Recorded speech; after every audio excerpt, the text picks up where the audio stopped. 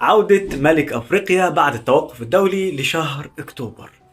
مواجهة نارية بين النادي الأهلي ونادي إيجل نوار في دور ال 32 لدوري أبطال أفريقيا. المباراة هتتذاع على قناة أون سبورت الساعة 4 بتوقيت القاهرة. هنتكلم عن بعض النقاط المهمة في المباراة. تاريخ مواجهات النادي الأهلي مع الأندية البرونزية بالتحديد في دوري أبطال أفريقيا. لعب النادي الأهلي في عام 2000 في دور 16 مباراة وحيدة ضد نادي فيتالو البروندي. فاز الأهلي بثلاث أهداف مقابل هدف في القاهرة، وفي الإياب خسر النادي الأهلي هدفين مقابل لا شيء في بروندا.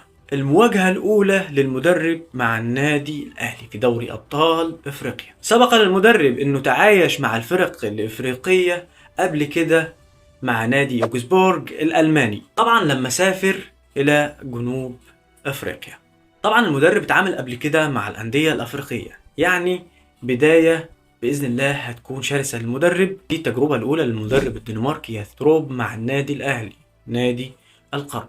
إن شاء الله تكون بداية شرسة، بداية تكون في غاية الروعة، ما يكونش بداية سيئة زي المدرب الأسباني خوسيه ريبيرو. بالنسبة للمصابين اللي رجعوا لقائمة المباراة، محمد شكري رجع لقائمة المباراة، أيضا السلوفيني جريديشار عاد مرة أخرى لقائمة القلعة الحمراء في مواجهة نادي إيجيل غوار.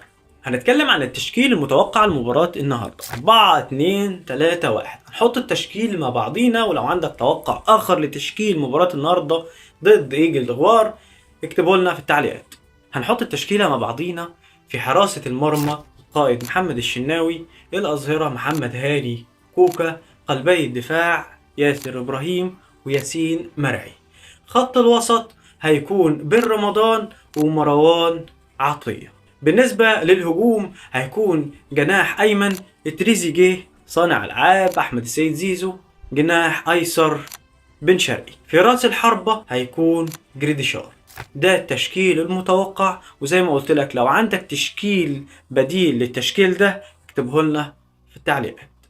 توقعي لمباراة النهاردة فوز النادي الأهلي بنتيجة 2-0 أو 3-0 إن شاء الله، وتكون بداية شرسة مع المدرب الجديد، وإنه يقدم لنا كورة ممتعة بإذن الله. قول لنا توقعاتك لمباراة النهاردة، فوز الأهلي كام؟ اكتب لنا في التعليقات، وما تنساش تتابعني وتعمل لايك علشان نستمر بنشر المزيد. السلام عليكم.